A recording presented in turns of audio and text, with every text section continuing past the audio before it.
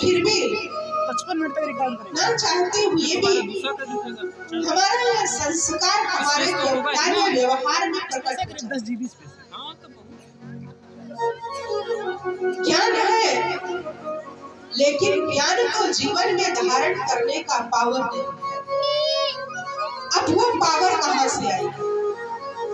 हम सभी हर वर्ष अनेक त्योहार मनाते हैं, अनेक प्रकार के भक्ति के विधि विधानों को भी संपन्न करते हैं, पूजा पाठ करते हैं, लेकिन जिस रहस्य के साथ हम वह विधि विधान कर रहे हैं, जिस रहस्य के साथ हम उन त्योहारों को मना रहे हैं, आज उन बातों की प्रैक्टिकल जीवन में धारणा नहीं।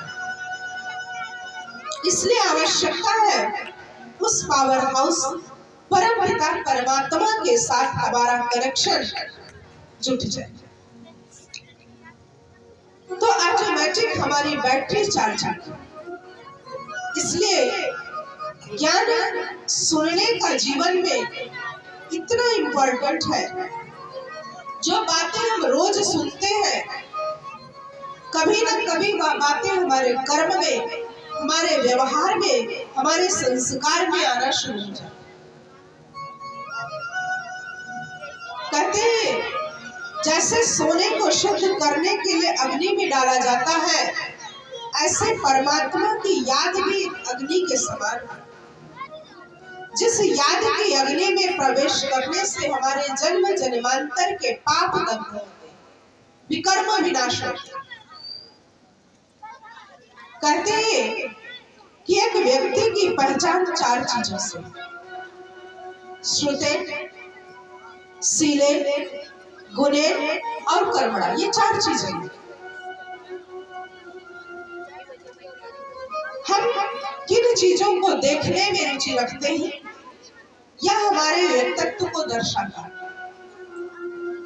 किसी ने बहुत अच्छी बात कही है कि अगर लोगों का चरित्र बदलना हो तो सबसे पहले घर की दीवारों पर टके हुए चित्रों को बदलना जरूरी है।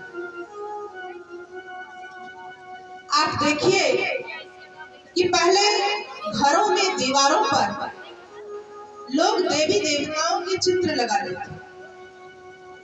आज अधिकतर घरों में हम आप देखेंगे कि देवी देवताओं के चित्रों के बजाय फिल्म स्टारों के, क्रिकेटर के चित्र दिखाई देते।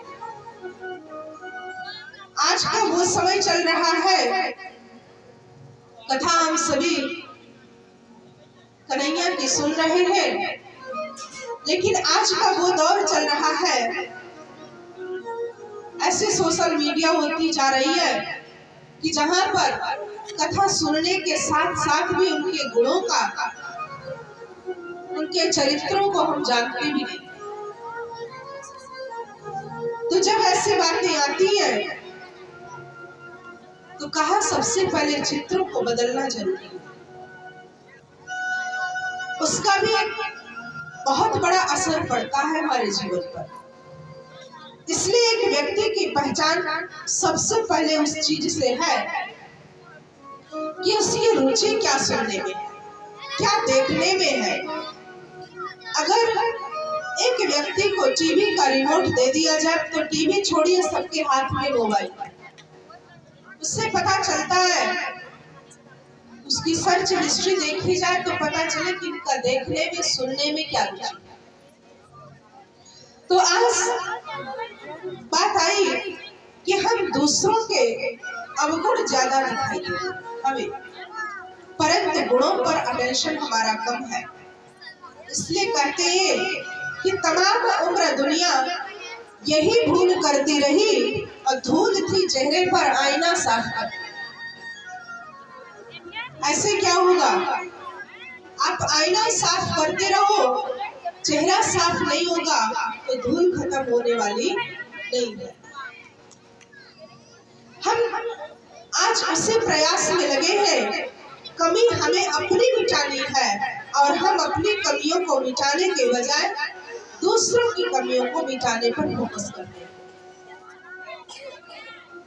जितना हम औरों को सम्मान ध्यान देंगे उतना हमें स्वतः सम्मान प्राप्त होगा।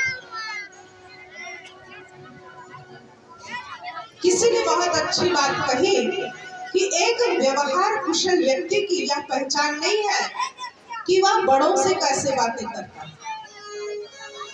एक कुशल व्यक्ति की पहचान यह है कि वह छोटों से कैसे बात करता है। बड़ों को तो आदर देना सभी को आता है, लेकिन हम छोटों के साथ कैसा व्यवहार करते हैं यह हमारे जीवन में आध्यात्मिक शक्तियों को दर्शाता है।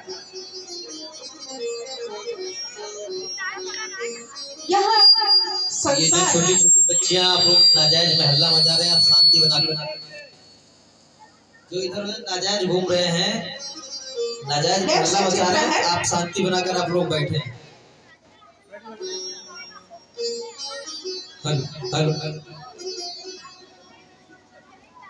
यह संसार एक रंगमंच है।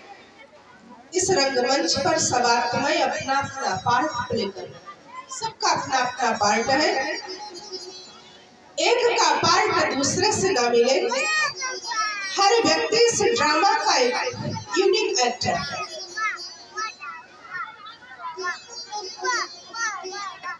कोई भी यहाँ किसी का डुप्लीकेट कॉपी नहीं है। जो है वो खुद में ओरिजिनल ही है। इसलिए कहते हैं कि अनावश्यक दूसरी बातों में कभी भी इंटरफेयर ना करें।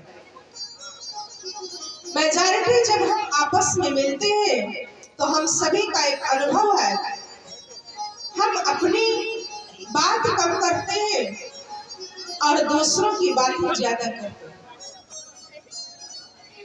विशेष अटेंशन देने की बात है। आप किसी को भी फोन करते होंगे तो क्या होता है, आप कैसे ये कम है, लेकिन बाकी सबका हालचाल ज्यादा है। कहते हैं जब तक खुद पर अटेंशन नहीं देंगे, स्व पर अटेंशन नहीं देंगे, तब तक कुछ भी बदलने वाला नहीं है।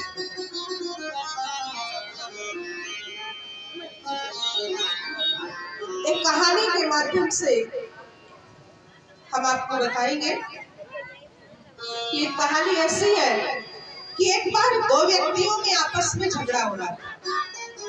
जिसका अनुभव होगा कहानी के बाद वो हाथ उठाएंगे। एक बार दो व्यक्तियों में आपस में झगड़ा हो रहा था।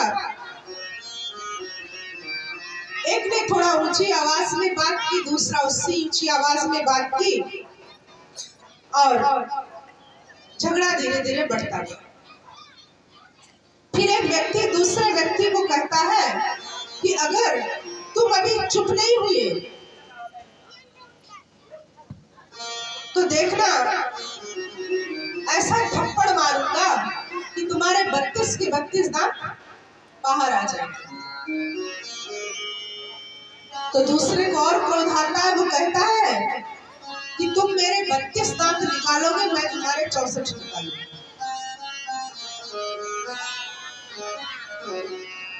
तो तीसरा व्यक्ति बगल में खड़ा था, उसने कहा अरे 32 ही था, तुम 64 कैसे निकालोगे? तो उसने कहा मुझे पता था कि तुम इतनी देर से सुन रहा तो बोलेगा जरूर, तो 32 उसके 32 तेरे। कितने हो गए?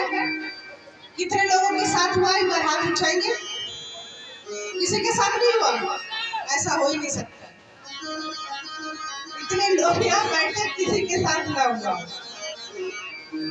क्योंकि अपनी लड़ाई में दूसरों में ज्यादा फंस जाते हैं। तो कहने का भावार्थ है कि जब बिना मतलब के हम किसी भी बातों में जाते हैं तो वहां हमारा नुकसान ही होता है, फायदा नहीं होता है। और हमारा टाइम भी वेस्ट होता है, एनर्जी भी वेस्ट होती है। इसलिए एक ज्ञानी की पहचान है कि वह अपने समय को अनावश्यक बर्बाद नहीं करेगा। समय भी एक बहुत बड़ा धन है। आप देखिए, हम सभी एक ऐसे समय पर जीवन व्यतीत कर रहे हैं, जीवन जी रहे हैं जो अनिश्चितता का समय है।